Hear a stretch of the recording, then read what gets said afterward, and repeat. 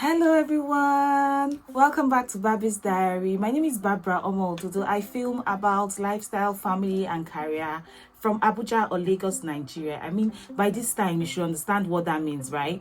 So thank you so much for stopping by. For returning subscribers, thank you so much. For first time viewers, where have you been?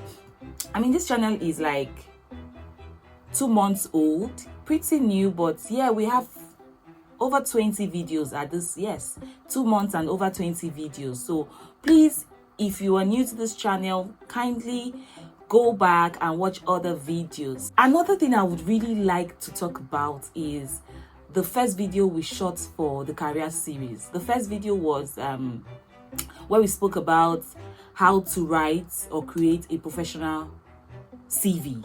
My God, that video literally blew up. I kid you not.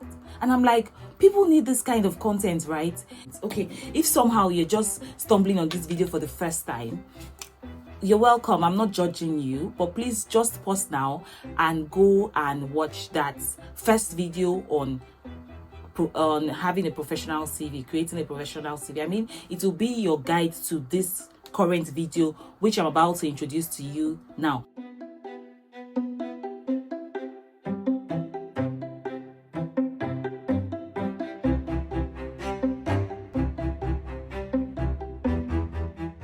Today we'll be discussing interview and interview tips. Please always check your mails.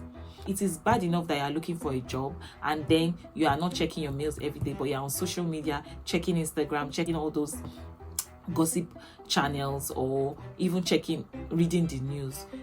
Check the news about yourself too. Check your emails and also keep your phones reachable. You might not have applied for the position now, or perhaps you applied for it long time ago and they are just getting to pick. So you might not even be actively looking for a job when these calls will come. I mean, not to be proud in, right?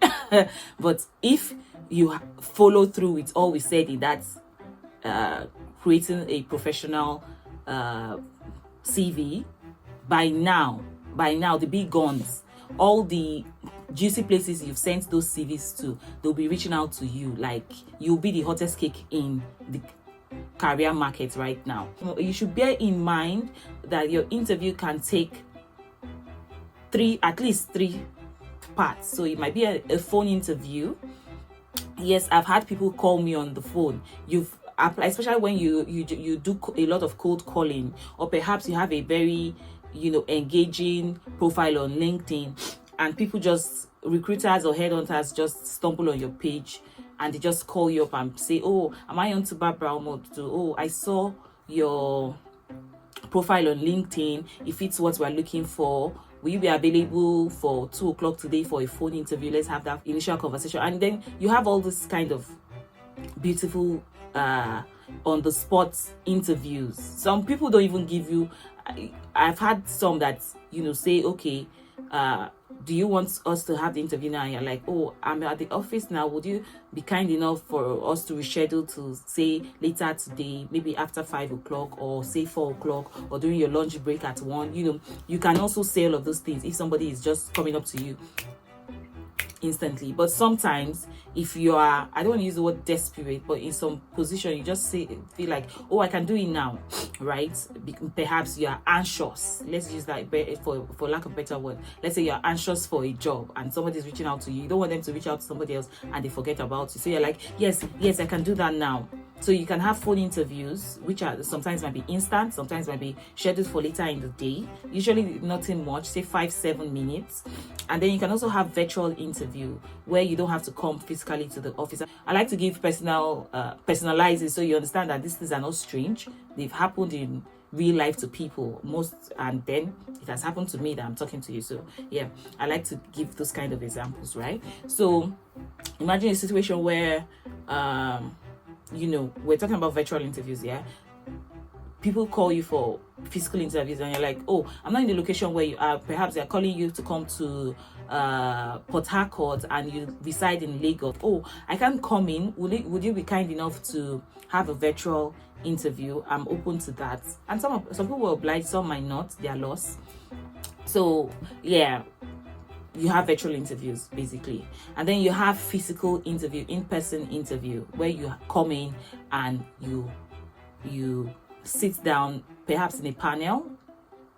You have a panel interview you, or maybe just a one-person interview. Maybe you've passed the panel stage, you're going to see the CEO or the group MD or something of that nature. At this stage, I need to mention to you, something just hits my mind now, that sometimes the next stage after submitting your CV might not be the interview stage.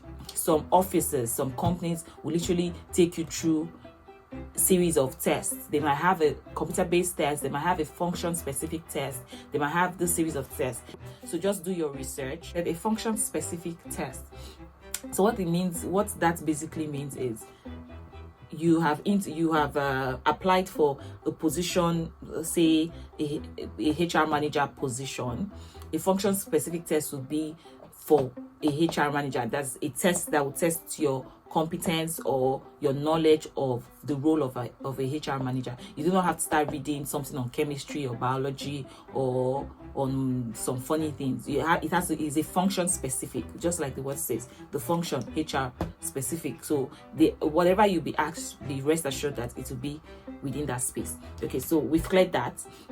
Now you've passed the exam, you're here at the interview stage, you've been called on for either of this kind of interview. Like I was saying, for phone interviews, you do not have to entertain the caller immediately. And when I mean entertain, I mean you do not have to agree to have a phone interview on the spot, because most times it throws you off balance. Let's say you are not in the middle of work, but you're not just ready for the phone interview, and somebody has reached out to say, from this recruitment agency, we got your CV and it looks like you have passed the stage. We would like to have a phone interview with you before having you come in.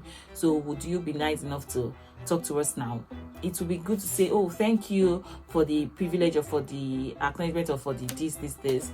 I would love to have the phone conversation with you. However, can we reschedule to, don't give too far a time, say maybe later in the day, or give me an hour or two so I can, you don't have to entertain a phone interview immediately, right? Interview, if you pass that, then of course you get called to either the virtual interview or the in-person interview. It is never a phone interview straight up to come and start working. Okay, then for the virtual interview, like I said, if even if a physical interview is not convenient for you, you might opt for a virtual interview, and your virtual interview is as important as your physical interview, your in-person interview. So ensure that you are dressed properly for your virtual interview. It's as serious as a physical interview. However you appear for your physical interview, please ensure that you keep that same energy for your virtual interview. It is that serious. How long does it take to make a first impression?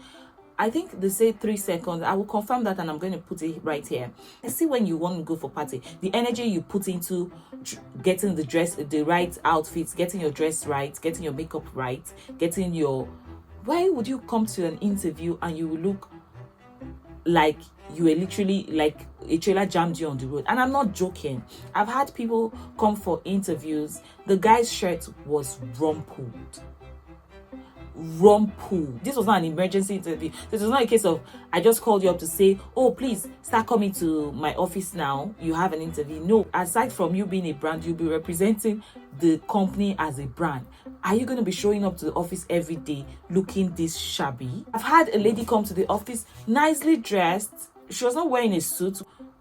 You are not corporately dressed, you're just wearing a random top like this and just a skirt, I guess she wore that day. And then she had leg chain. Yeah, she had a leg chain on. And I'm like, fair enough. Perhaps if you were going to work on that day, I would not look at you 2 times. But you're coming for an interview, right? Because you don't even know the policy of the company. Some companies don't even want you to wear such jewelry, even though during office hours, so you can wear them outside so you do not know.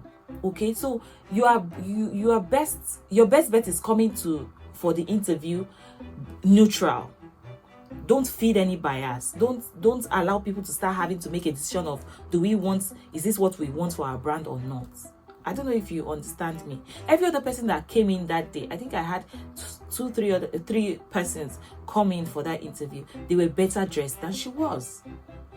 Okay, one even wore, you don't have to wear it. So one wore a corporate gown that was beautiful, covered all the right places, was decent enough, wore a cut shoe, and she was just presentable. So you don't have to wear a suit, but please appear professional. Okay, your leg chains, please, your many rings. Some people wear like 6 on this hand, the ones that will be here, the ones that will be here, all of those things. They are cute, I love them. But please, for interviews, please keep it simple. Do not feed any unconscious bias, and try to just be as neutral as possible, so nobody has to start making a decision of whether they like you to appear in that manner or not. If you're a guy, wear your tie, button up your shirt, ensure that your collars are well seated. Wear neutral colors of shirts or suits. So you can wear black, you can wear navy blue, ash, is it gray? Yeah, dark gray. But please keep all those flashy pink, green, yellow ebuka suits. Keep them away from your interviews, please. Answering questions at interview is a serious thing, because when you come in, you're well dressed and everything, and you put on a smile and you greet everybody. Good morning, sirs. Good morning, ma. You have to be positive, even if you are scared in your mind. You have to be positive about this thing. Good morning, sir. Good morning, ma. Be jovial. So it's the energy you bring that they will give to you, and that's the truth. If you come in looking all lazy and you're slouching, you are feeling, everybody would begin to act with that same energy. But if you come in with a bright smile, you sound confident. So inside you might be melting, but you should sound confident, to your panelists, and you're greeting them well. And they tell you, oh, please take a seat. You sit down, and you sit down with your shoulders high, your back resting on the chair. Do not slouch like this. Do not stay like this. Do not, as in gallant. Okay? Because the truth of the matter is, as much as I've come to realize that an interview is a two-way street, I'll get to the point where even you as the interviewee, you get to interview the panel. So it's a two-way street. You interview me, I interview you. So when I ask you the question that you cannot answer, I begin to rate you like, how did you even get to that position? Okay, so you have to be that confident. So let's get back to the questions, right? So you sit down, and then the most usual question, especially in this part of the world, I've heard that in other part of the world, they can just ask an icebreaker question like, oh, so I see you wearing a blue shirt. Is that your favorite color? That's an icebreaker question, and then you begin to just gist and it flows like that. That's in the Western world, right?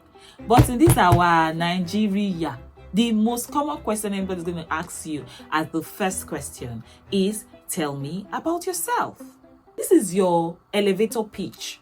This is your 2 minutes to brag about yourself. So I'm not asking you to tell me you are married, you have 5 children, or you love pink, or you love to travel, or you love this, you love that. That's not the time. This is the time for you to brag about your professional self. This is the best time to say those things you've written in your CV. Give it to them in 2 minutes. I've had one person speak for over 5-10 minutes. At the point we had to tell her to stop, because it was getting long and boring. I had forgotten all she was talking about because she just went on and on. I know that a lot of people send out CVs to these CV makers to kind of work on our CVs and let them look presentable for jobs, right? Please and please ensure that you are giving those guys the right information to use. That's one. Ensure that you are also being truthful. You cannot say that you finished primary school at 2 years old. Maybe when I now do my math, you are finishing your primary school at 2 years old. That is an obvious lie. So tell me about yourself is your elevator pitch.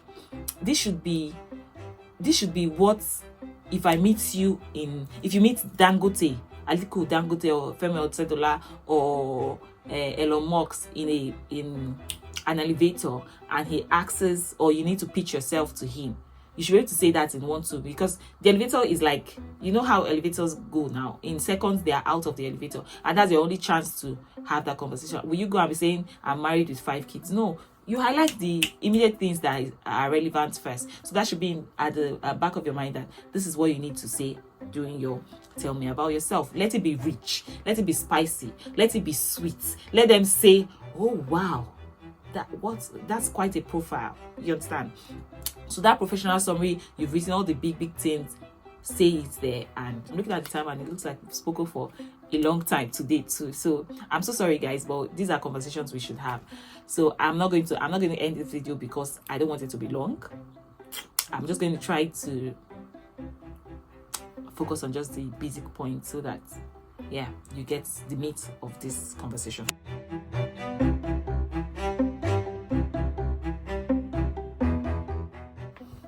The almighty question that can be your make or match situation is do you have any question for us? I love this question so much. And I really did not understand the weight of this question till I started working in the HR space.